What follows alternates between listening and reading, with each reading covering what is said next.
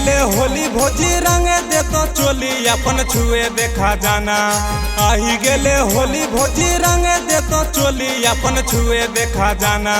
छोड़वन के देखी जावे तारा से हो मना भोजी रंग दे जोवाना।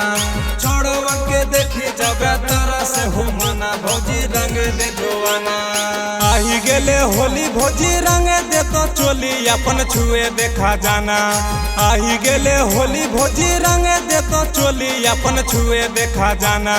छोड़वन के देखी जावे तारा से हो मना भोजी रंग दे जोवाना। छोड़वन के देखी जावे तारा से हो मना भोजी रंग दे जोवाना।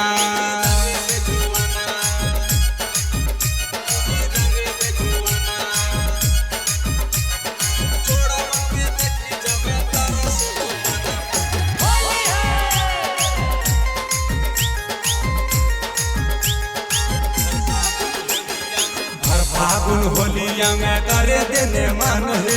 रंग देवो भोजी हमें तोहर सामान है। हर फागुन होलिया में करे देने मान है। रंग देवो भोजी हमें तोहर सामान है। गोरे गोरे गाल देखी सना के हो मना भोजी रंग दे जोवाना।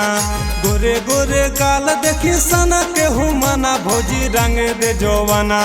छोड़वन के देखी जावे तारा से हो मना भोजी रंग दे जोवाना। छोड़वन के देखी जावे तारा से हो मना भोजी रंग दे जोवाना।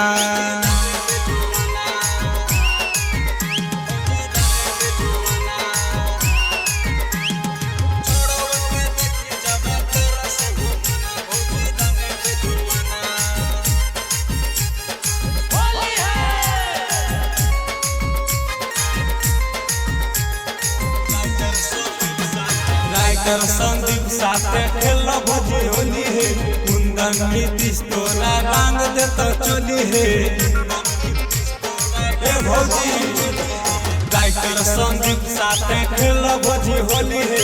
कुंदन नीतीश तोरा रंग दे तो चोली है।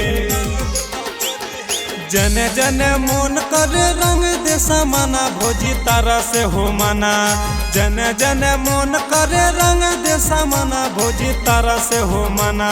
छोड़वन के देखी जावे तारा से हो मना भोजी रंग दे जोवाना। छोड़वन के देखी जावे तारा से हो मना भोजी रंग दे जोवाना।